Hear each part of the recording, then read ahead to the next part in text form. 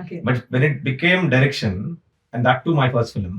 So ఆయన దగ్గరుండి చేయాల్సిన ఇంకా భుజస్కంధాల మీద వేసుకోవడానికి ఇప్పుడు వేసుకున్నారు. నాకు కూడా చెప్పారు. ఇప్పుడు ఈ గేమ్ మీ బ్రేక్ లైక్ అంతే కదా. అవును. డైరెక్టర్. ఎంతమంది ఉన్నారు అక్కడ struggling directors want be director.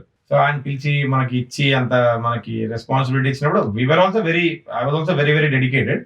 But ఆయన డెడికేషన్ మనకి దాటి అది. అవును. సో అంటే ఇప్పుడు ఆయన టోటల్ వెయిట్ అంతా ఆయన మీద ఉంటుంది కదా. సో ఎందుకంటే ఏమైనా అవుతే ఏంటి అనేది. డెఫినెట్లీ. మీ అబ్బాయి త్వరలో లాంచ్ అవుతూ maybe so congratulations, all the best to.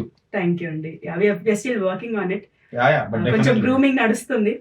Absolutely. Definitely మీరు కూడా ఉంటారు కాబట్టి తప్పకుండా will definitely do whatever we can.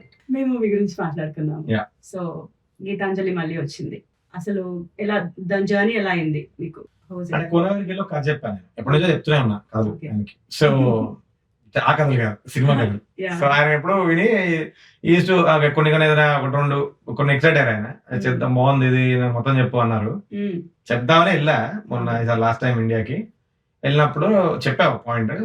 ఇది కొంచెం హాలీవుడ్ లెవెల్లో ఉంది, ఏదో డిస్కనెక్ట్ ఉంటుంది తెలుగు వాళ్ళతో అది అన్నాడు.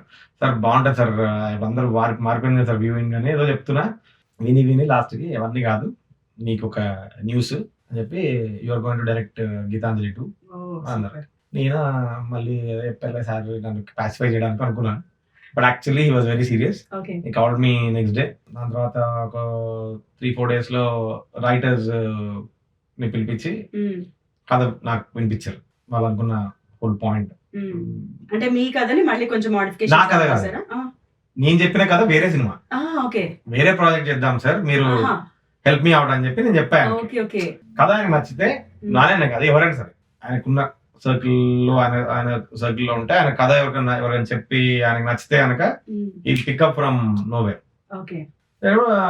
ఏంటి ఇంకా శివ అంటే సార్ ఒక కథ ఉంది సార్, వింటర్ పాయింట్ అని. చెప్పు అట్లా ఏదన్నా చెప్తున్నప్పుడు ఇది బాగుంది, ఇంట్రెస్టింగ్ ఉంది, మొత్తం డెవలప్ చేయని అట్లా కొన్ని చెప్పారు ఆయన. అనుకుని నేను చాలా రాసా కథలు, లాట్ ఆఫ్ స్టోరీస్. సో ఓ 15-20 కథలు ఉంటాయి నా దగ్గర. నెక్స్ట్ వెయిట్ చేస్తాం అయితే మీకు. అంటే అవి ఏంటంటే ఒక పాయింట్ అనుకుని ఇది బాగుంటది, ఓకే దీంట్లో హై ఉంది దీంట్లో అని అట్లా పక్కన పెట్టుకోవడం. ఒక స్కెల్టన్ లా తయారు చేసి పక్కన పెట్టడం. దీన్ని okay when you come to that point అప్పుడు దాని మీద కూర్చొని ఫుల్ డెవలప్ చేయడం. అట్లా ఫుల్లీ డెవలప్డ్ స్క్రిప్ట్స్ కొన్ని ఉన్నాయి, ఫుల్ చేసినవి. ఓకే. అండ్ దీంట్లో అగైన్ మై ఫ్రెండ్ ప్రవీణ్ ఉన్నాడు, మ్యూజిక్ డైరెక్టర్ ప్రవీణ్ లక్కరాజు గారు. He's move to India. Okay. So అప్పుడులో ఏంటంటే ప్రవీణ్కి వెళ్ళి రోజు నాకు ఐడియా మూడు వచ్చినప్పుడల్లా బ్రో వస్తున్నా బ్రో అని చెప్పి వెళ్ళి రాత్రి తెల్లవారులు కూర్చొని చాలా కథలు ఆన్ ద స్పాట్ కంటిన్యూగా చెప్పేవాడిని.